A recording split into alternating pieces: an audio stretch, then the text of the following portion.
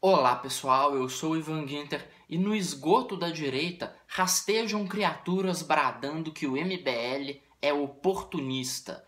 E eles repetem essa narrativa à exaustão, dizendo que o MBL é um bando de oportunistas, e vão repetindo isso justamente com a intenção de tornar isso verdade na cabeça de alguém.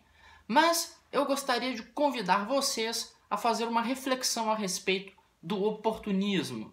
Porque nessas eleições teve muita gente se elegendo fazendo arminha e falando Bolsomito 2018, vagabundo tem mais que se fuder.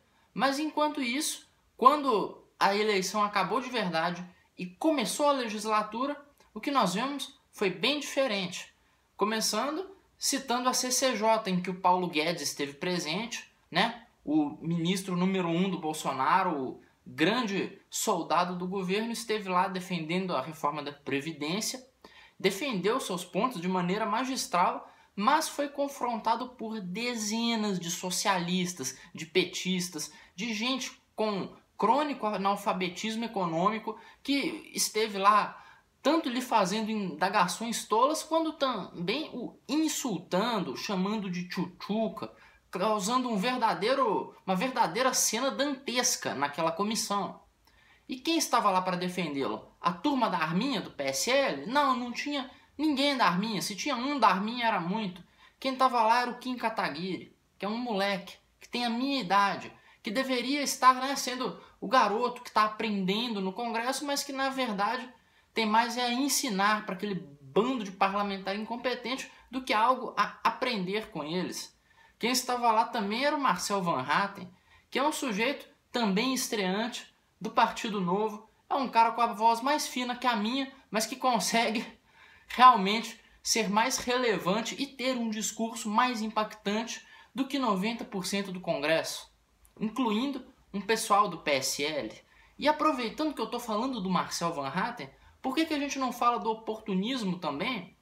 Na situação em que o Marcel veio com uma proposta de emenda para permitir o Partido Novo devolver o fundo partidário, e aí praticamente metade do PSL votou contra. E eles não votaram contra só uma ideia do Novo, não, eles votaram contra uma ideia do governo, porque se vocês não se lembram, o governo se elegeu com a proposta de gastos públicos mais responsáveis, campanhas mais enxutas. Tanto Bolsonaro entrou com essa proposta que ele, além de pregar campanhas mais baratas, ele também foi responsável pela campanha presidencial mais barata da história, provavelmente. Ele gastou uma quantidade ínfima de dinheiro em comparação com o resultado estrondoso que teve nas urnas.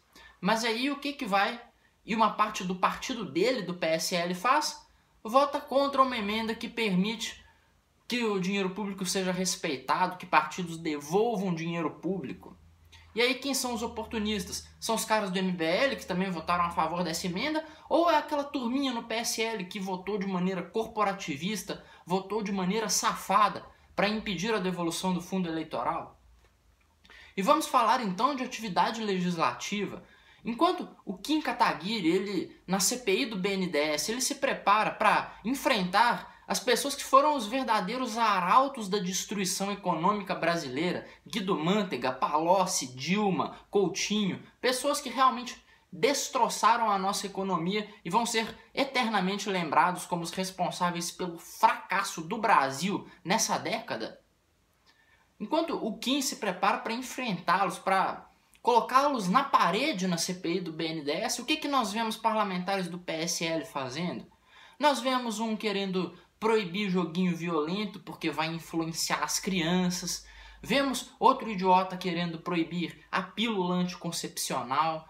Aí vemos outro bando de malucos fazendo visitinha para a China para importar sistema de vigilância chinês, para fazer acordo escuso, né, com o Partido Comunista Chinês. Muito coerente com a pauta do Bolsonaro, muito coerente com a pauta da direita, né? Eles são a verdadeira direita. O pessoal que quer restringir liberdades individuais, proibindo joguinhos de videogame, quer fazer acordo com o Partido Comunista, eles sim são a verdadeira direita. O Kim, que está lá querendo combater um bando de keynesianos, um bando de safados que destroçaram a economia brasileira, ele não é da direita não, ele é um oportunista. E por que a gente não fala da campanha também? Eu me lembro que o Kim se elegeu com a 4ª maior votação de São Paulo, sem fazer vídeo com arminha, sem vídeo do Bolsonaro do lado dele falando esse aqui é meu candidato. Não teve isso. Desculpa, minha imitação do Bolsonaro é uma droga, tudo bem.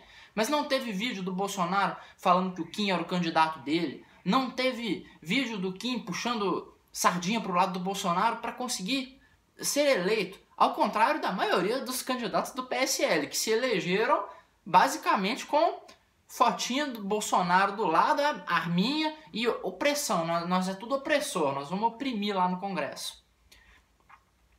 A questão é que durante a campanha tudo isso aconteceu, até o primeiro turno. Aí quando foi todo mundo eleito e passou-se para a batalha do segundo turno, passou-se para a hora em que era necessário virar votos, o que aconteceu? Aconteceu que grande parte dos candidatos do PSL, dos vitoriosos do PSL, deixaram para lá, deixaram que o governo se ferre mesmo, deixa o Bolsonaro ganhar agora eu vou curtir minha eleição, agora eu sou deputado, agora eu sou o fodelão e eu vou ficar aqui de boa. Tanto que teve até uma vez no Twitter, que não, se eu não me engano, se foi o Carluxo ou se foi o Eduardo, que mandou os candidatos que haviam sido eleitos ajudarem na campanha do Bolsonaro e não ficarem se envolvendo em tretinhas regionais, como aconteceu em São Paulo com a eleição do Dória para governador, aconteceu em Minas com a eleição do Zema, e que realmente houve essa chamada de atenção para que o pessoal do PSL se focasse na campanha presidencial, porque todos haviam sido eleitos com os votos do Bolsonaro.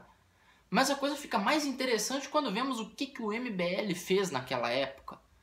O MBL, com seus parlamentares eleitos, com o Kim eleito, com a 4ª maior votação, poderia ter ido ficar de férias em casa. Poderia todo mundo ter largado para lá e ficado tranquilo, mas não.